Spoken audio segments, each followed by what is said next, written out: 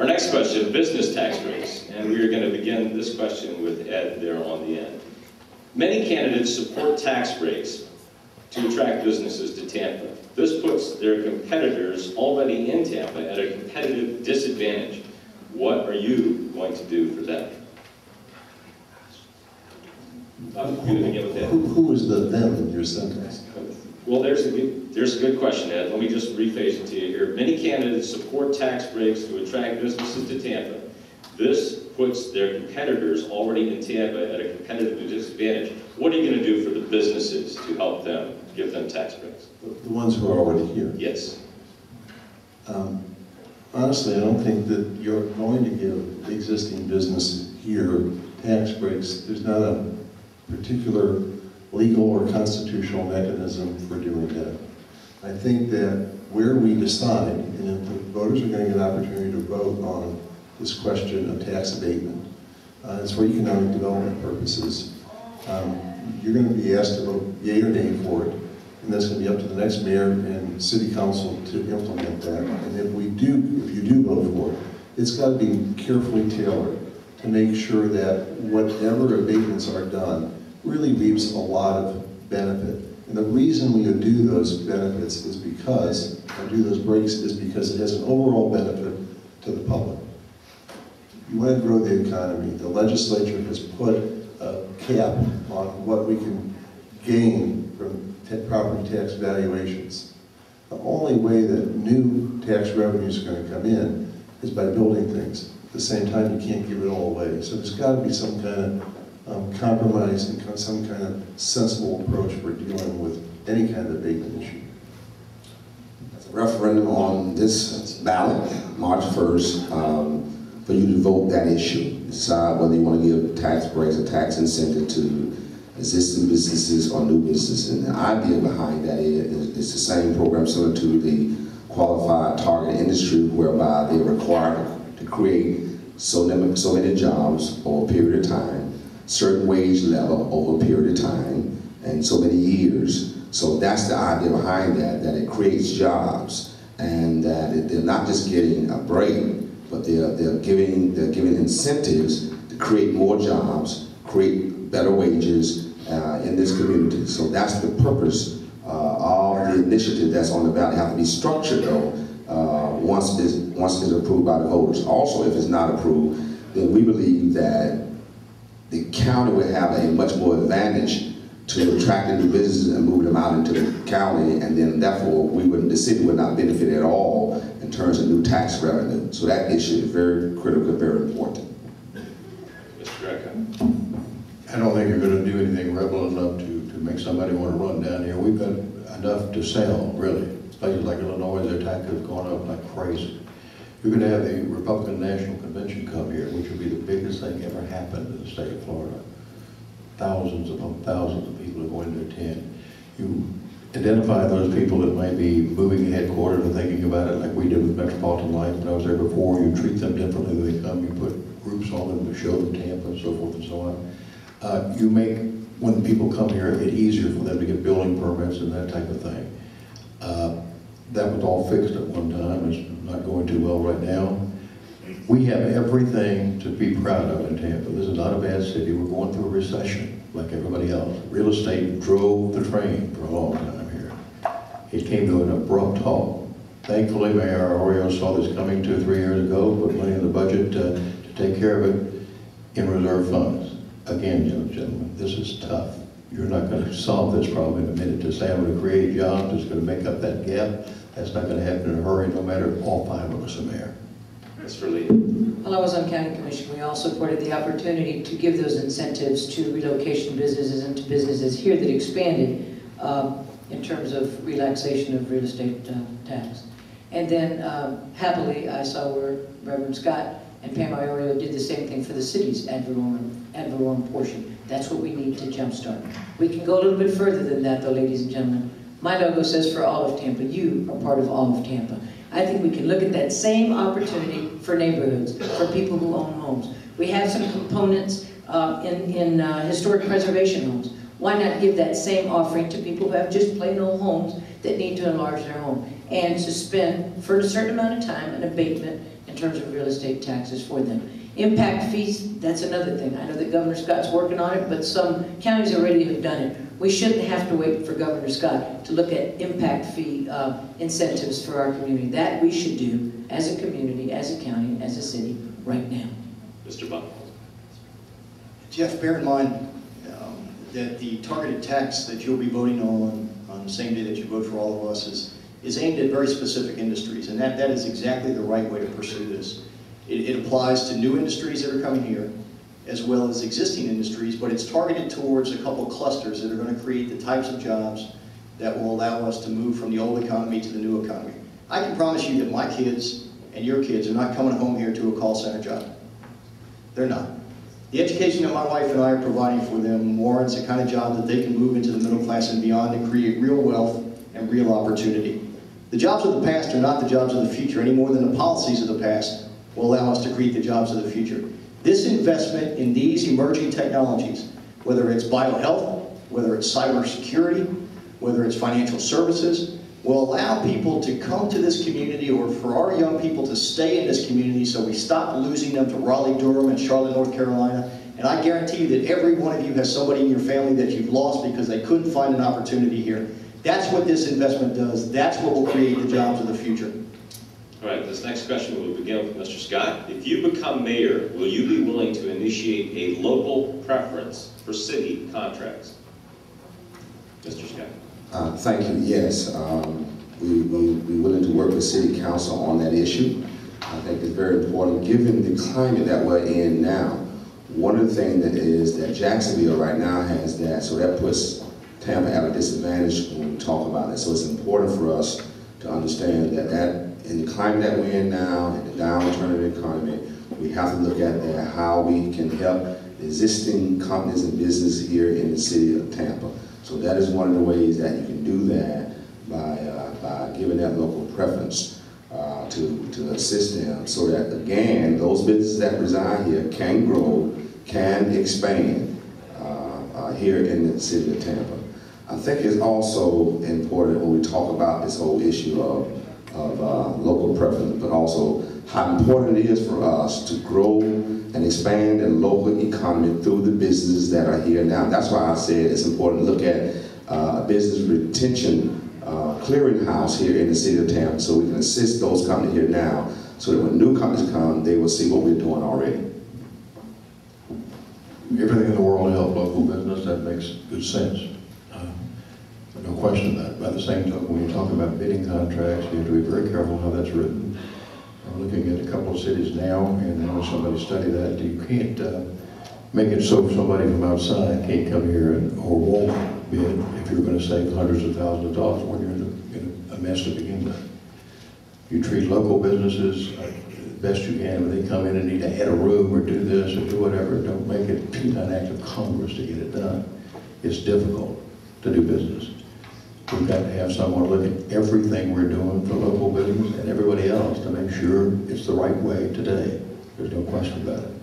But to say, yes, I'm going to do it outright, you have to legally do that and make sure that it's written where everybody understands it and that you don't exclude anybody from a bidding process, because you may lose a great deal of money, and we can't lose a dime today. We have to conserve everything we've got. Ms. Ferlita. I am absolutely not supportive of a local preference ordinance, and I'll tell you why. It is your tax dollars that we have to be accountable for. And if we impose something like this, that means that a local vendor can charge us more of your tax dollars because they can't, the people that are out of our area can't compete in terms of price. Absolutely, we want to take care of our own first. There should be some sort of a bonus program, but not to say, okay, we'll pay 3 times as much to this vendor because he happens to live in Tampa, Hillsborough County. That's not a good use of your dollars. Look at other things to encourage local suppliers and local vendors. I'm looking at an opportunity as soon as I get in to maybe in some way mimic what the Hillsborough County schools have. Office of Supplier Diversity, that gives a lot of opportunities, no set-asides, a lot of opportunities to our small business owners, females, minorities, etc. But local preference, folks, just means I spend all your money regardless of the price. That's not smart business. Mr. Buckhorn. Jeff, I think Rose and Dick are absolutely right. I think to to incorporate it into the code would be problematic, because ultimately we are obligated to go with the lowest common price. I mean, that's the law. We have to do that.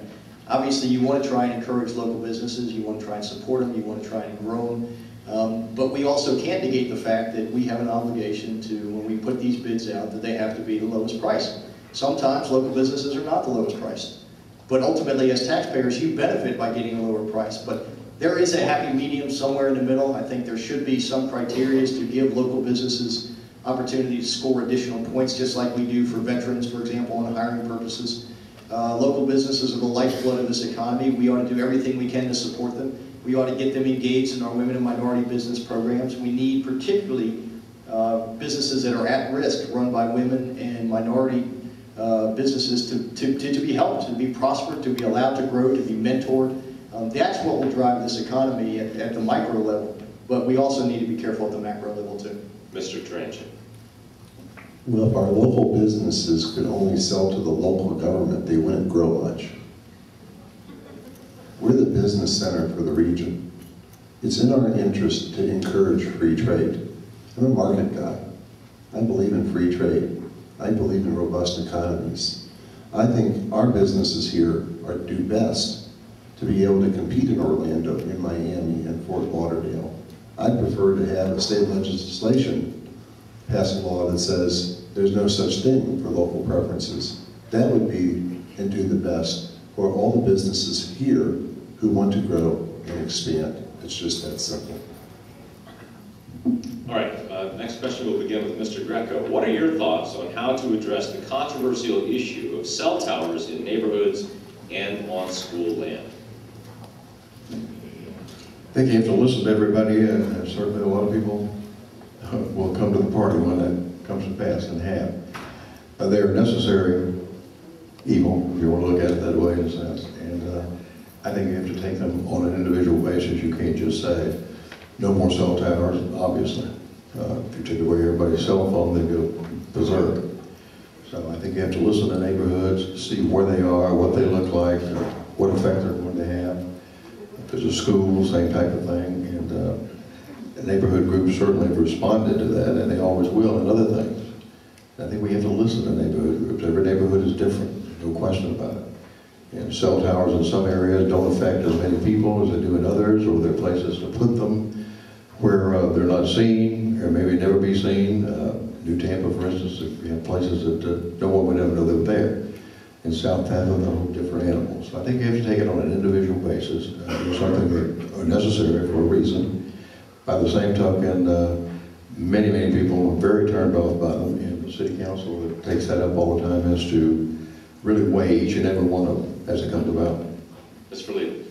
It's a very, very sensitive issue to our neighborhoods. You see a cell tower coming up next to, in close proximity to a home that you spend a lot of money in. That's your number one investment.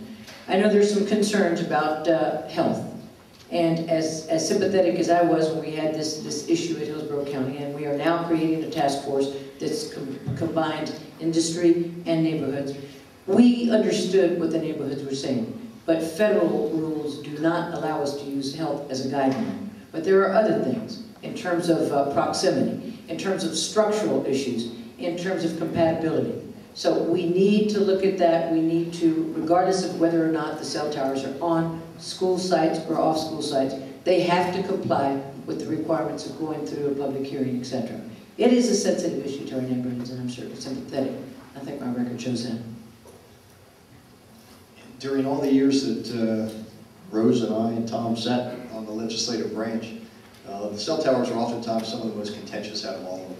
And we understand it. We would deal with it day in and day out as neighbors. We're concerned about the proximity to it. It is absolutely, it's a zoning issue. I think it is important that neighborhoods get engaged. It is appropriate for some neighborhoods and perhaps not for others. You've got to deal with setback issues. You've got to deal with the camouflaging of the cell towers. But I think you can't negate the fact that, I mean, it is a legislative process. Neighborhoods have to be at the table. They have to have a say. Every neighborhood is different. Your desires should be respected, and you should be involved in the process. It is a reality. We all know that as long as we all carry our cell phones. It is a reality. We need those cell towers.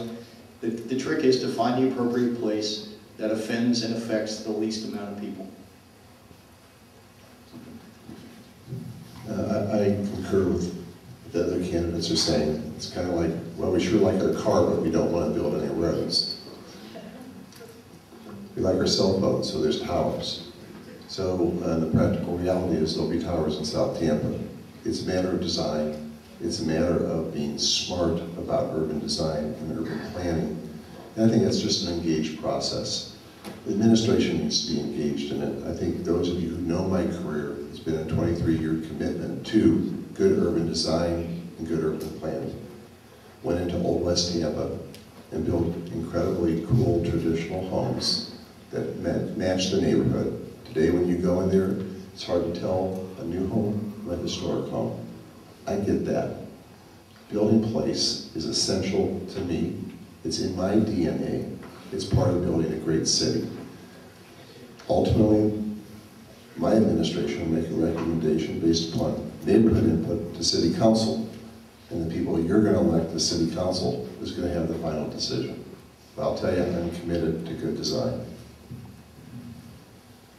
I was saying tonight that I don't think any of us like cell towers in our neighborhood. I don't even like Tico poles in my neighborhood. I have. I'm just telling you, I don't like it. But of course, this is a legislative matter. Please understand, some of these questions, it's not the role and function of the mayor. It's city council. City council are the ones that's going to have a zoning hearing to determine those cell towers. So please understand that. I want to go back to the preference, local preference. I want to go back to that because we had that 2 years ago with it, John, and we didn't support that because we saw most of the contracts, about 90% already local. However, what I found out was, from talking to companies, they was at a disadvantage because Jacksonville had it, Orange County had it, some of these other large counties have them, and so when they go to bid, they cannot compete because they are in place in other cities. That's why you need to make the playing field level for those companies here in Tampa. All right, I think we have time for one more question. You answer that question. So, the last question here is, and there's many thoughtful questions. I appreciate all of your really great questions here today. The unfortunate thing is that church folks want the chamber back by Sunday, so we don't have time. Flooding. How would you address flooding, drainage problems, replacing water mains, sewers on a proactive, regular schedule?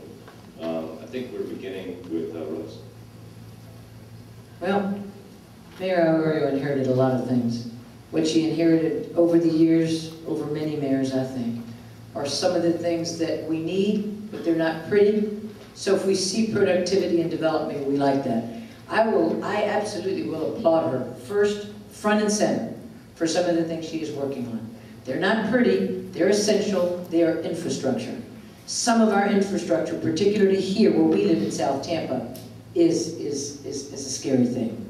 So we would have to continue doing that, look at grants, look at opportunities to continue helping us. We know the same intersections have been problems forever and ever and ever, and every time somebody runs for this office, then it's talked about, it goes away, and we go in another direction. I applaud her, I will support it, I will continue it in any way I can, and make sure that we try to improve it, particularly for us in South Tampa.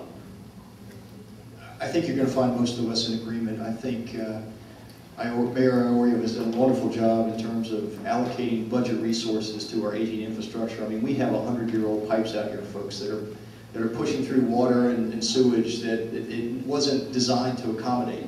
And so things are going to break, things are going to have to be repaired. There are streets that need to be repaired, there's potholes that need to be filled. Those are the basic fundamental things that aren't sexy, that don't get you elected to anything, but those are what mayors do. I mean, you can't create quality neighborhoods and vibrant neighborhoods unless the basics are taken care of. The fundamentals are taken care of. Unless those potholes are filled, they affect your quality of life every time you hit one.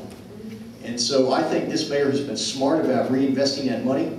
She's taken neighborhood improvements from $2 million in the previous administration to $10 million now. That $10 million is being reinvested in sidewalks, in stormwater, in sewer. That has to continue. We cannot ignore that, otherwise we'll have more and more cave-ins. and our infrastructure will just fall into decay, and that can't be allowed to happen. When I was a county commissioner, there was a place in Town and Country that had this structural flooding. Dozens, literally dozens of homes got flooded because the water from the airport would actually back flood into their neighborhood. It was horrible. The county engineer came and said it cost $20 million to do all this stuff. He said, well, you know, why don't we just put like a dike across there and 2 big pumps there and pump the water out? What do you think about that? I mean, I think they do this in a place called Holland. He said, well, yeah, that might work. Ended up costing $750,000, and it hasn't flooded since. I'm not saying that all the flooding problems in the world have been solved like that, but I'll tell you, I'm a pretty innovative guy. And I'd like to get engaged in understanding, are there sensible, easy solutions to do? And I will get my hands deep in the dirt to figure that out. But keep in mind, you keep hearing people on this panel say, we're going to go get grants. Ladies and gentlemen, the state and federal governments are out of money. There's no more grants left. We have to do it ourselves. We have to invest in ourselves and lift ourselves up by our boots. Scott.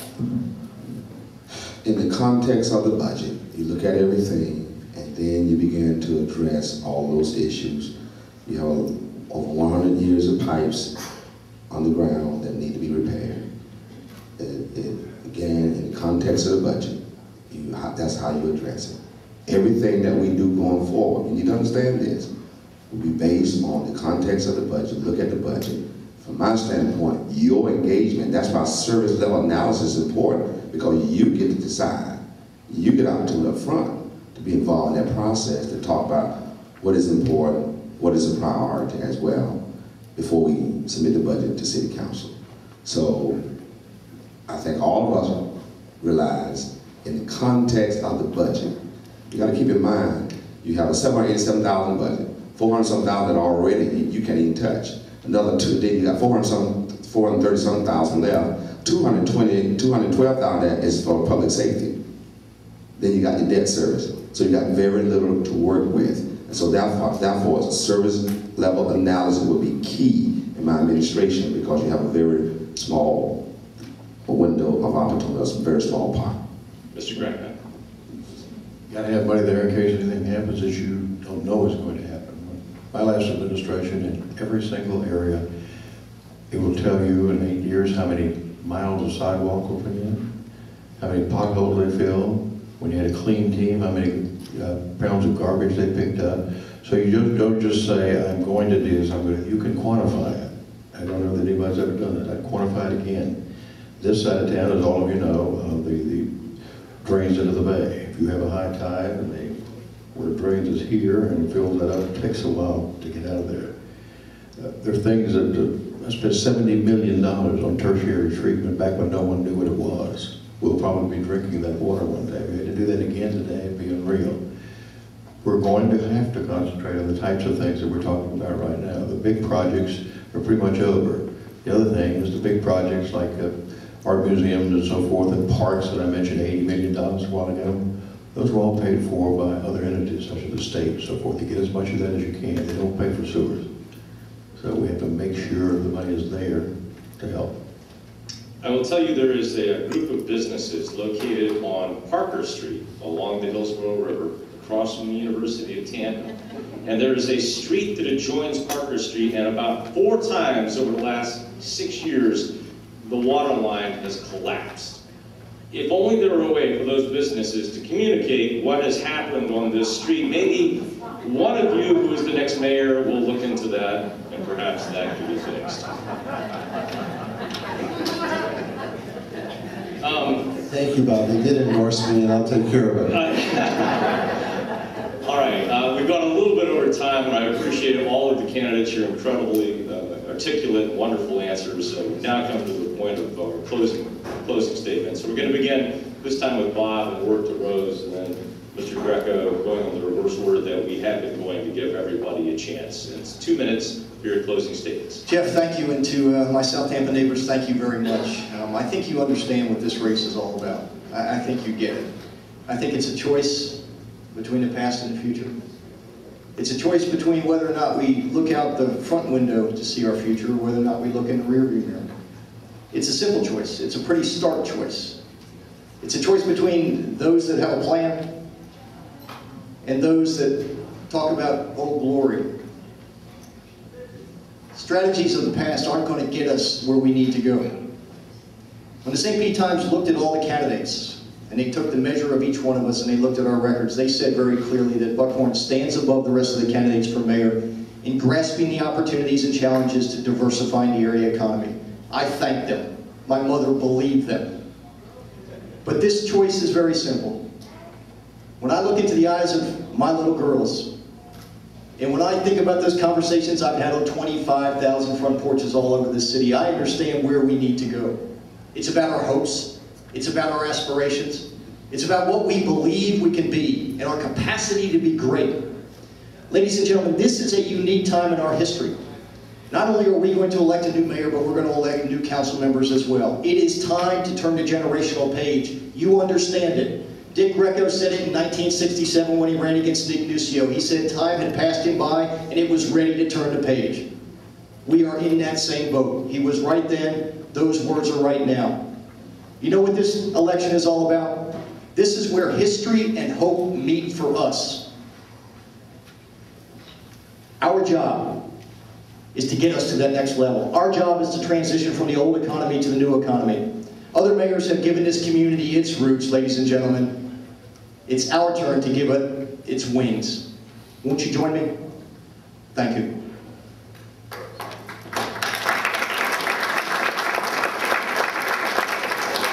Ladies and gentlemen, although I am fortunate like you are to be a South Tampa resident, I was born in Ybor City and we were very poor.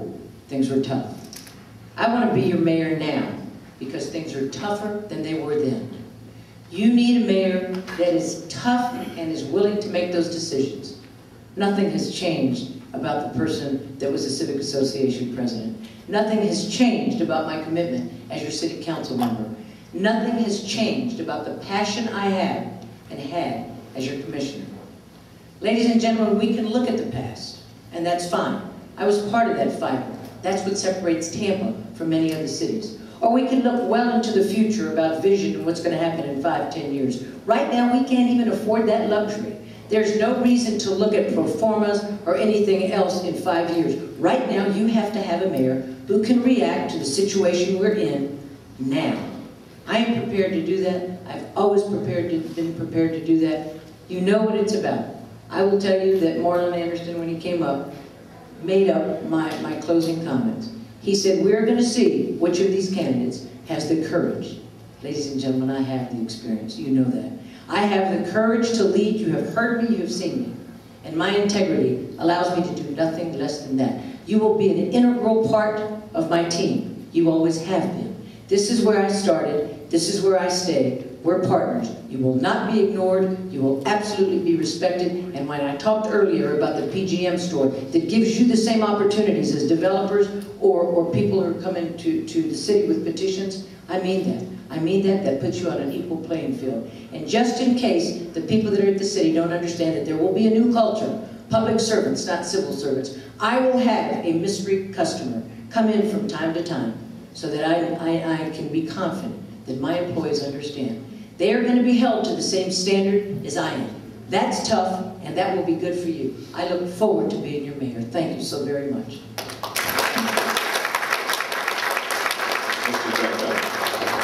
Let me look back for half a second in my rearview mirror. Last time I became mayor, the police had all their cars taken away, the take-home cars. The crime rate was going up. The unemployment rate was not great. We got the cars back. We added 145 police officers. That's about the same number you have today if you add them up, what we left. Many things changed. Wouldn't you love to have, we had no Marriott hotel. I talked them into coming. The land next door, I told the guy when he sold the Marriott for $75, I want to buy it for $65. We did. We made a contract. I sold the airport on Davis Island to get the $5,000 down payment. After that, we got pretty cozy with everybody in Tallahassee and everywhere else as friends. $80 million in parks. on and on and on and on. We did not own Curtis Hickson Park, the railroad did. We made a deal with them to buy it because we were paying so much a year. Tremendous price. So many things were changed. It's easy to say, you know, I'm the only person up here, and I'm sure there are going to be a number of them saying, you did this, you shouldn't have done that, that type of thing. Wouldn't you love to be where we were? Rearview mirrors on a car, you put 3 of them on there. Well, guess why? It must be important. They used to have 1 a long time ago. When I took over from Nick Nusio, nice guy, but the entire city changed again, everything. It can change again, but I'm not promising anything I can't deliver, nor am I going to say anything about anybody up here. They're all friends, they're all nice people. There's many things you can bring up and so forth about each person. I don't operate that way, never have since I started, nor will I now. I have a record to run on. I have a resume. If you were hiring someone for your business, especially when things are as tough as they are now, you better get somebody that has done it before, knows what they're doing, and in each and every instance, did a good job. Thank you.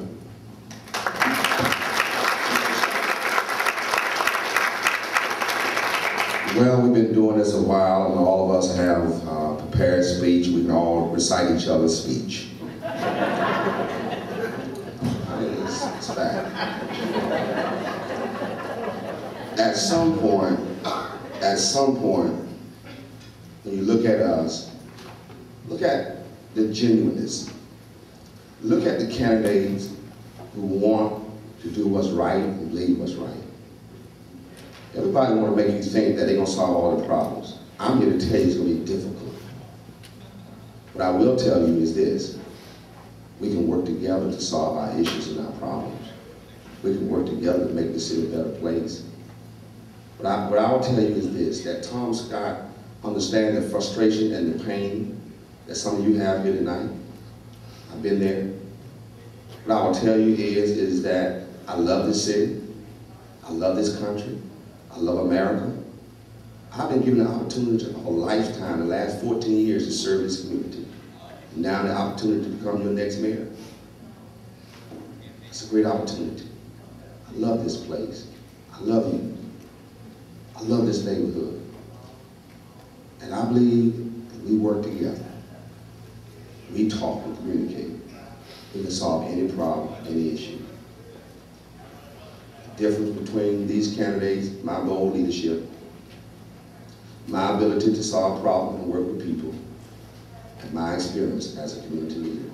Over the last 30 years, I don't want you to make light of the fact that over 30 years I've been a pastor at a church. Some people may take that lightly. But you know what pastors do? They come, they listen to your problems, listen to your issues, they pray with you, and then they help you find a solution to your problems. That's also part of being a mayor, sitting with you, meeting with you, and finding the answers to your solution to your problem. I appreciate your vote on March 1st. Thank you.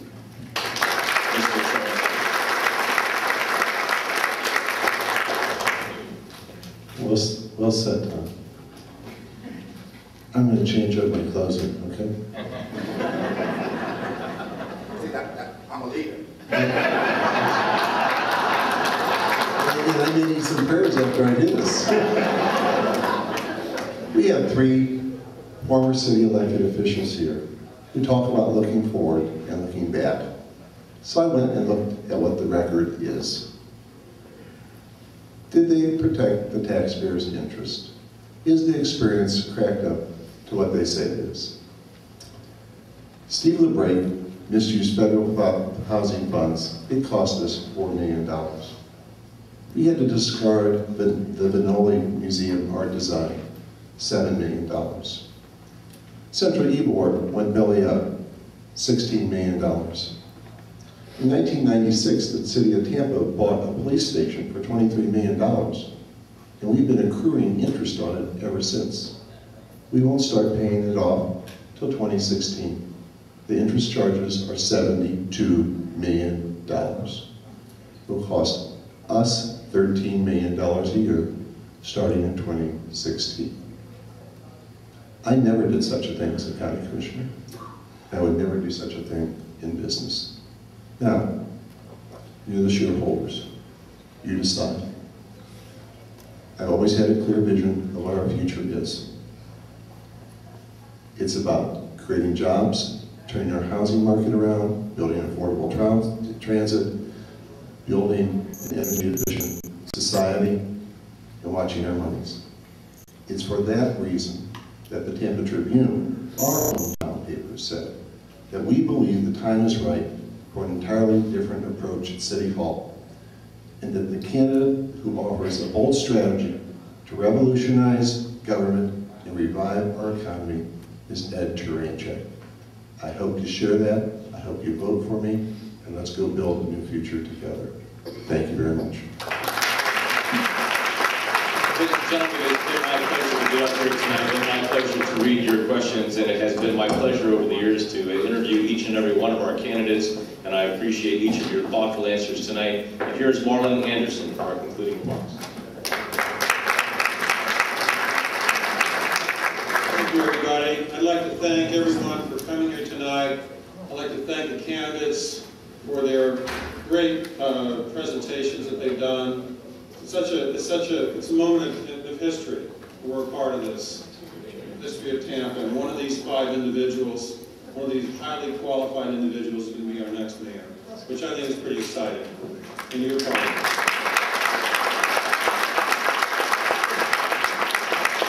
I'd like to thank the audience for submitting their questions. I know we got something like 45 questions or some incredible number, 50 questions.